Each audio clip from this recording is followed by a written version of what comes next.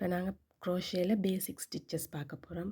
ஒரு யான், hook, thread cutter இந்த மூன்றும் இருந்தால் நீங்கள் பழகலாம்.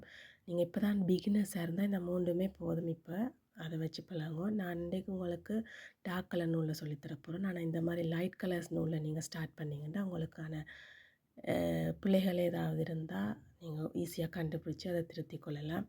அதனால தான் நான் லைட் கலர் நூல் இதில் வீடியோக்கு தெரியாதுன்றதால இப்போ உங்களுக்கு டார்க் கலர் த்ரெட்டில் வந்து நான் ஸ்டிச்சஸ் சொல்லித்தர போகிறேன். இப்போ நான் எடுத்திருக்கிற இந்த யானுக்கு வந்து 2mm ஹூக் தான் ஓகேயாக இருக்கும். யான் வாங்கிக்கலே அந்த யானில் போட்டிருக்கும் ஹூக், எந்த ஹூக் நீங்கள் பாவிக்கணுமெண்டு அதுக்கேற்ற ஹூக், அந்த நம்பர் ஹூக் எடுத்து வைங்க. இப்போ நான் உங்களுக்கு பேசிக்காக ஸ்லிப் நாட்லேருந்து ஸ்டார்ட் பண்ண போகிறேன். ஸ்லிப் நாட் தான் பேசிக் எல்லாத்துக்குமே.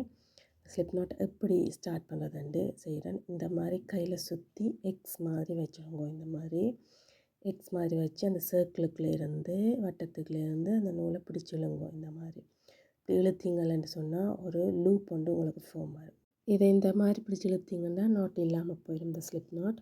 நான் திரும்ப அந்த ஸ்லிப் நாட்டை எப்படி போகிறதுன்னு சொல்லி காட்டித்தரேன்.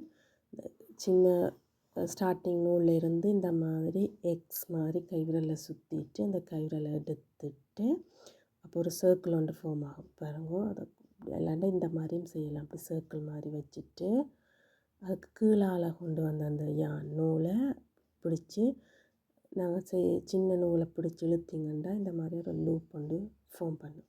இந்த லூப்பில் இருந்து தான் நாங்கள் ஸ்டிச்சஸை ஸ்டார்ட் பண்ண போகிறோம்.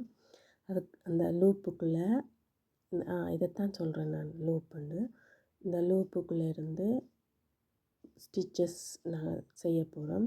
இதை வந்து ஹூக்கை உள்ள விட்டுட்டு டைட் பண்ணிக்கொள்ளுங்க. டைட் பண்ணிக்காக நீங்கள் டைட் பண்ணிங்கன்னா அந்த ஹூக் மூவ் பண்ணல, அது உள்ளே போய் வராது.